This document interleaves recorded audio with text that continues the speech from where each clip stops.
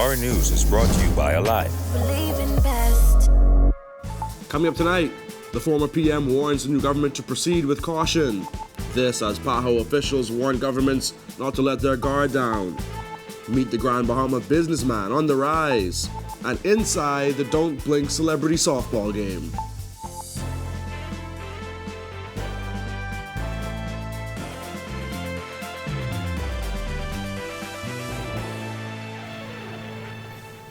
Welcome to Our News, and thanks for joining us. I'm Jared Higgs. Topping news tonight, former Prime Minister Dr. Hubert Minnis is weighing in on the decision of the Davis administration not to increase COVID-19 restrictions in time for the holidays. Jasmine Brown reports.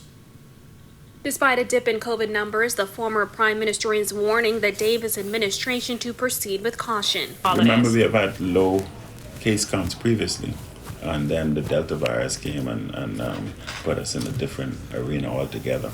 We have another virus out there, and it will arrive here, and therefore one has to be very, very cautious. Outside Cabinet on Tuesday, Health and Wellness Minister Dr. Michael Darville was asked by Our News about restrictions for the holidays. He said there are currently no plans to tighten COVID-19 restrictions. Dr. Darville said even though a new COVID-19 variant is taking the world by storm, a lowered infection rate here in the Bahamas paints a pretty good picture for the country.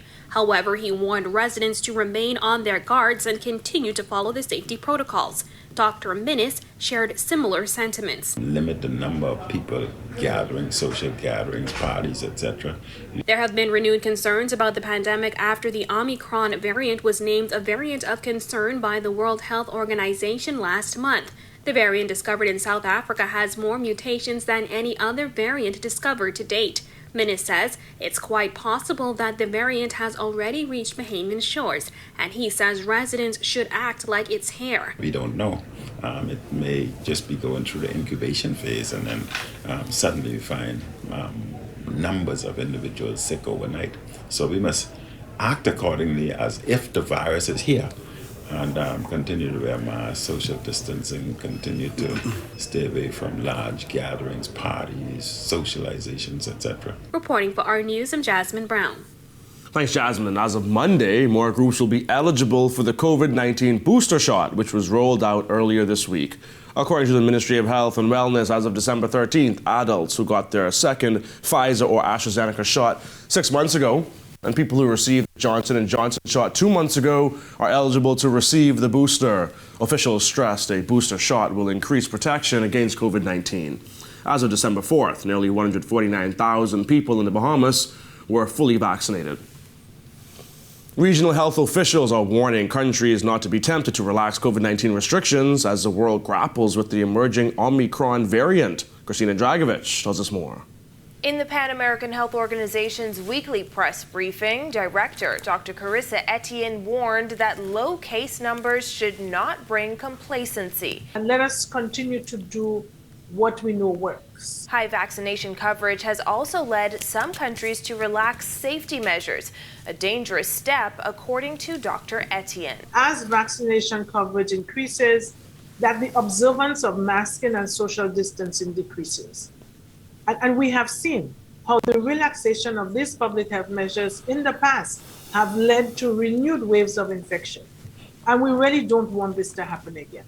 The Bahamas is on track to meet the World Health Organization's goal of achieving 40% vaccination coverage before the end of the year. And officials say public health measures should be maintained heading into the holidays. We have a dangerous virus that is circulating in our countries, and we do have to protect ourselves from getting infected.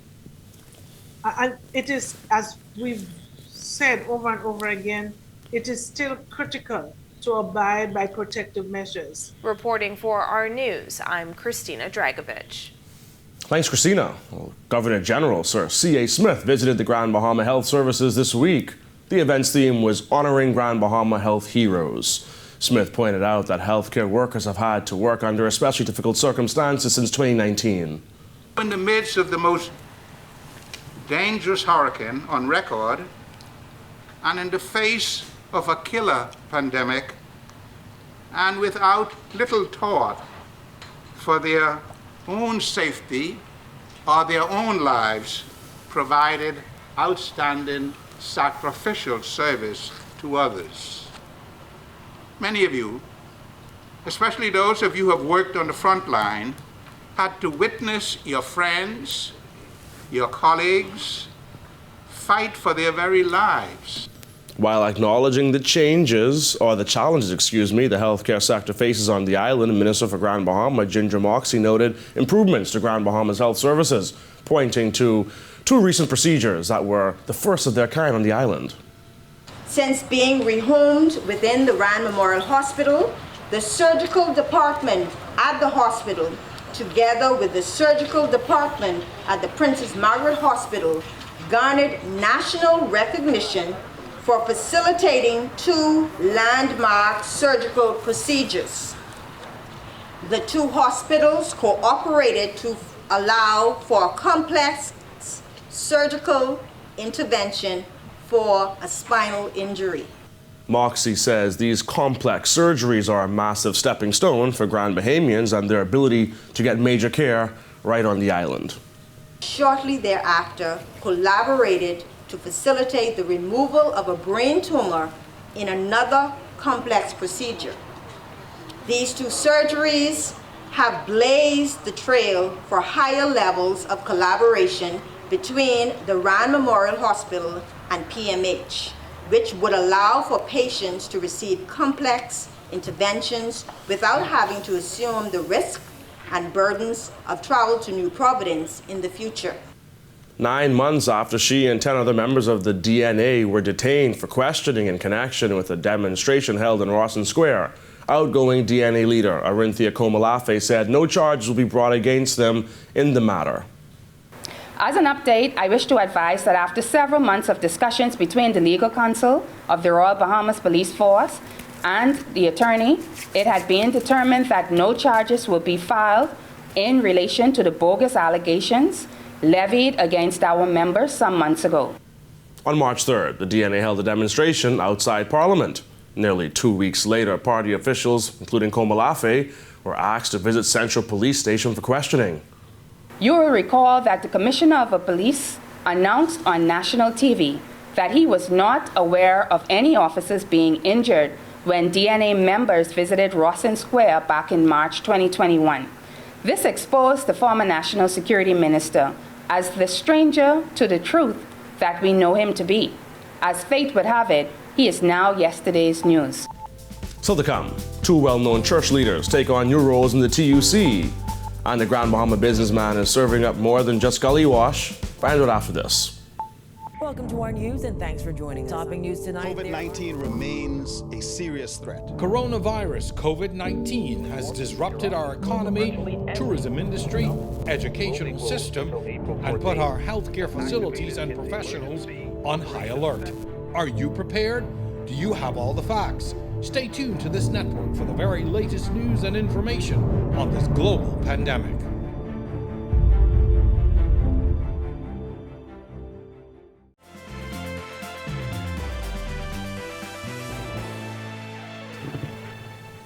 Royal Bank of Canada announcing the reintroduction of $20 notes at branch ATMs across the Bahamas. Managing Director and Vice President of Personal Banking for the Bahamas and Turks and Caicos Islands, Lasonia Missick, said they heard from clients and listened to their feedback regarding the recent decision to change the bill mix in Bahamian ATMs. She added, based on that feedback, RBC reintroduced a $20 note at all RBC ATMs that are co-located with RBC's branches and at the ATMs located at RBC's regional headquarters on East Hill Street in Nassau.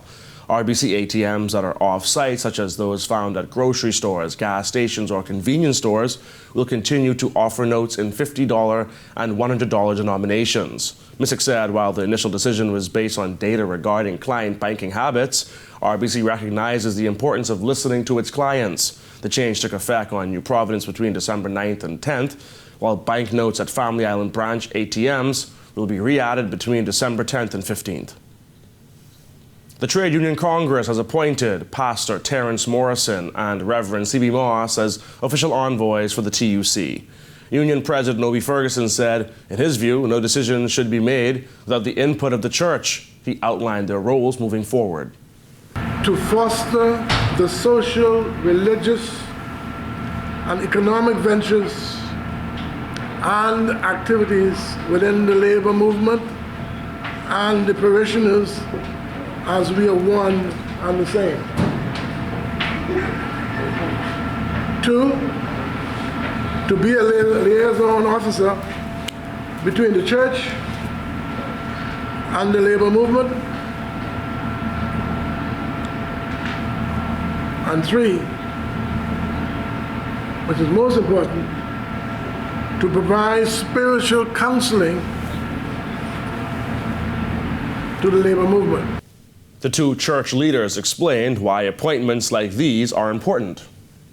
If you want to know why I believe it is important at this juncture, is to remind every human being to humble himself, herself, under the mighty hand of God. And we trust that the mission assigned to my good brother and I would seek to enhance the well-being of the workers.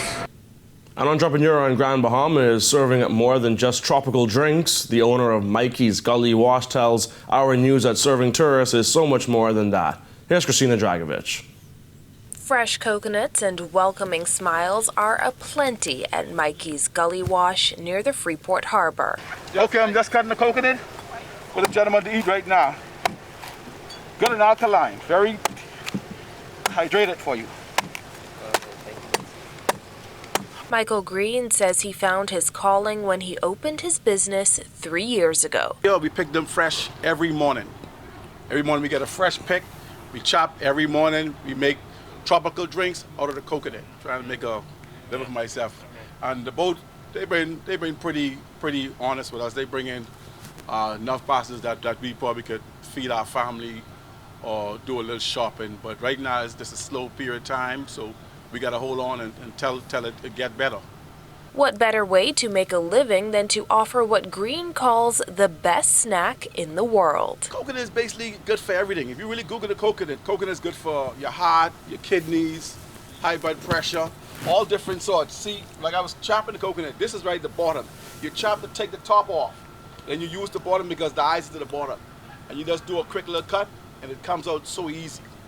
And this is really what's been saving the Bahamian people from all sorts of different diseases. Green greets guests with a smile and good conversation, something he has relied on to make a living since his days working in the hotel business. I used to work in a hotel at Grand Lucaya for 20 years as a bellman.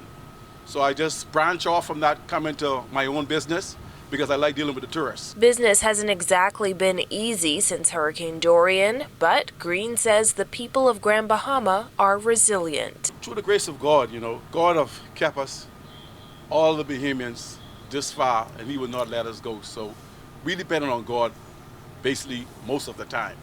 But whatever comes to our shores, we will accept and try to do the best that we can do with the funds that we make. So when visitors come in on the celebration, Green says he aims to quench their thirst with a taste of the Bahamas. It's really good? Very tasty. Yes. You like it? Very good. I like it too much.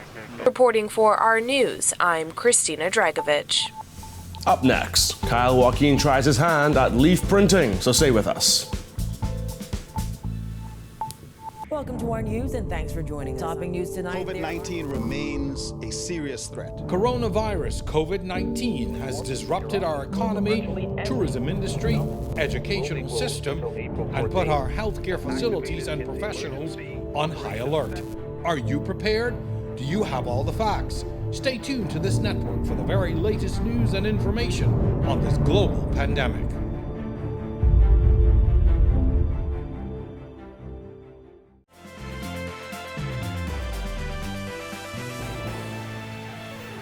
This is Our News. Welcome back.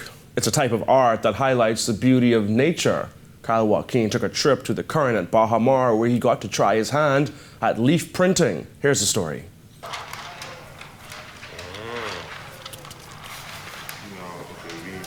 little bit more turning on the wheel. It's a simple yet creative process of printing with dyed leaves. Yeah, you go outside, you pick a leaf. I try to point people towards, native leaves they've never seen before, stuff with good vein structure, that gets good prints, yeah. At the Current at Baha Mar, leaf printing is one of the many cool activities Bahamians can get involved in. And I got to try my hand. So we headed outside to find our leaf. Try to cut it in a way so that it won't look bad. Kind of the dead areas. Oh, that should look pretty good too. Interesting. Yeah. Then we got to work, putting the leaves through the press machine. Just so we can take our leaves off.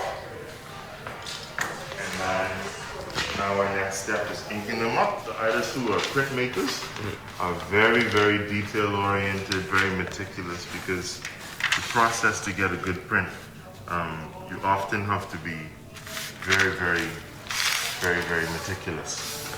Keep the paper clean. Keeping the paper clean was a bit of a struggle, especially with black ink. We try to lay it out in a kind of straight, flat line, relatively. And all of this helps with our consistency of paint to make sure we get a nice even coat, moving in one direction, nice even strokes. Oh, wow. You gotta do all that before the ink even goes on? All before the ink even goes on. So I gave it a try. Cool? Yeah, it should be good. Yeah, that's better.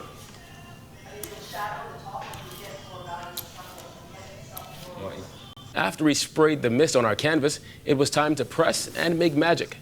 Yes, the mid side is going down. And you remember the technique I kind of used? Careful. Yeah. All right. So touch this edge to the, Yep. And then kind of just slowly lower down. When it was all done. Oh boy. It's supposed to stick like that? Sometimes it does, it's okay. The leaf's supposed to fall off? We'll take it off, but it just pick up the leaf. Yeah. Oh man, I hope it didn't mess up. Let's take it over to the table. It still looks good though. Yeah, that looks awesome. From leaf printing to sip and paint, there was a whole lot I wanted to do at the Current, but I couldn't do it all in one day. Or could I? We have an education component of the Current, right? So we have the gallery, we have retail, we have education. And education kind of also includes experiences for guests and locals to come. So we have classes that people can take. We have botanical leaf printing, we have tropical painting, we have relief printmaking, we do acrylic pours, and within that we also do the sip and paint, which is what a lot of people like. That's a social thing, right? People go out and you have wine and you have some drinks and somebody guides you through making a painting. That's quite popular these days. For Our News, I'm Kyle Joaquin. Thanks, Kyle. Well, Christmas came early for the children of Ragged Island. They were gifted with presents from Cecilia Cooper, the wife of Deputy Prime Minister and Exuma's and Ragged Island MP Chester Cooper, who visited the island on Friday.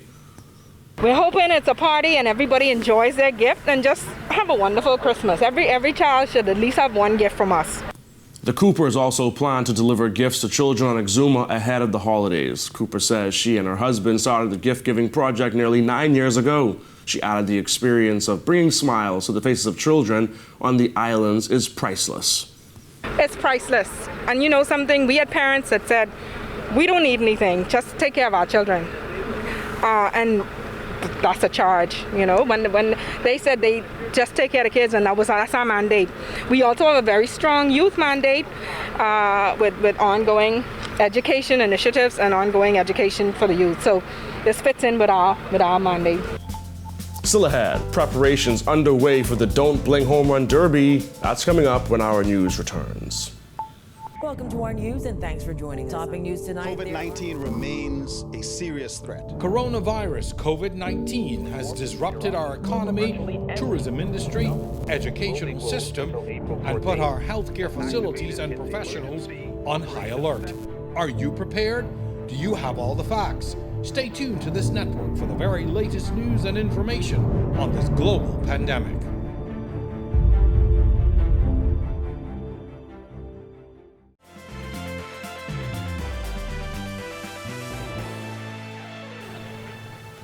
The Don't Blink Home Run Derby is just days away, and the event will feature a week full of activities that you and your family won't want to miss. The events kick off on Wednesday with the celebrity softball game. Gates open at 6 p.m. and the first pitch is set to be thrown at 7 p.m.